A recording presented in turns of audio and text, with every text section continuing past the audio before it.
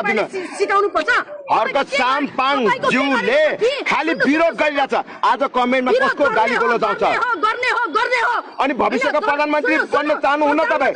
हर्क साम्पाङलाई भविष्यको प्रधानमन्त्री बन्न दिनुहुन्न? परिवर्तन चाहिएको छ। विरोध गरेर प्रधानमन्त्री हुन्छ सिस्टर भन्नुस् त? तपाईँ बाँच्न आउनु भा होइन, हर्क साम्पाङ ज्यूले विरोध गरेर प्रधानमन्त्री हुनुहुन्छ।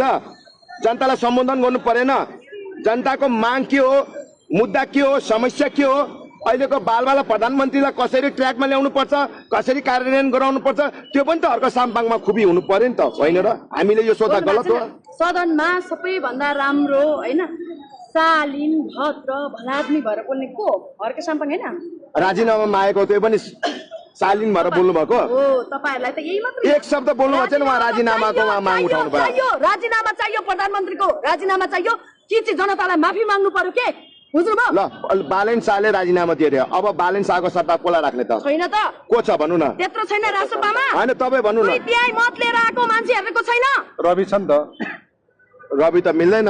रविलाई त मुद्दा छ। उहाँ त सभापति हुनुहुन्छ। हो के भन्नु त?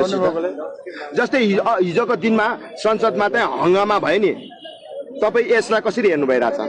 रमाइलो गरिरहेछ। तपाईका आर्यन सर पनि हुनुहुन्छ, मान्यज्यू पनि हुनुहुन्छ, त्यहाँ सभामुख हुनुहुन्छ, एन महर पनि हुनुहुन्छ। भन्नुपर्ने सिट भन्नुहोस्।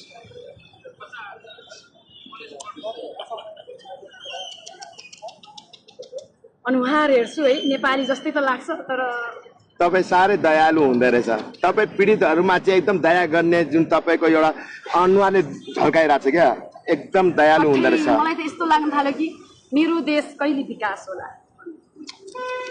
कहिले विकास होला। मैले पनि चुचु गरेँ होइन, सरी है, अन्यथा नलिनु होला। अब तपाईँ हामीले त गर्ने हो नि। यति धेरै हेप्नुहुन्छ है, आमामा सत्यलाई यति धेरै हेप्छ, यति धेरै हेप्छ। पत्रकार भन्ने मान्छे होइन, यो देशको के हो? कति अङ्ग थियो र अहिले कता? चौथो अङ्ग थियो, अहिले पनि चौथो अङ्ग। बालेन शाहलाई सुझाव दिनुहोस् न। सुझाव दिने त आइडिया त छैन। विरोध गर्नु चाहिँ भरपुर भकारी यस्तै भरेको छ तपाईँको हर्क साम्पाङको दिमागमा। योबाट कहिले निस्किनुहुन्छ तपाईँको हर्क साम्पाङ अध्यक्षज्यू? भकारी भनेको के हो? भकारी भनेको धानको भकारी जस्तै भरेको छ क्या, खालि विरोध गर्ने मात्रै हर्क साम्पाङले। यसबाट चाहिँ तपाईँहरूले पार निकाल्नु पर्छ कि पर्दैन? आफ्नो अध्यक्षको पनि प्रतिपक्ष भएर जानु भएको हो, उहाँ बोल्नु पर्छ।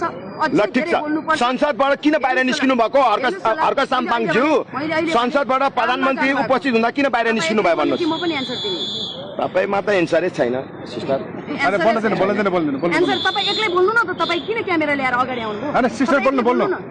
तपाईँ एक्लै बोल्नु न त। तपाईँ एक्लै बोल्नु अनि यस्तै भन्नु, हर्क साम्पाङलाई पेले गर्नु, मुख छान्नु, हर्क यस्तो उस्तो भन्नु। हामीले कहाँबाट मुख छाडेको छु त हर्क साम्पाङ?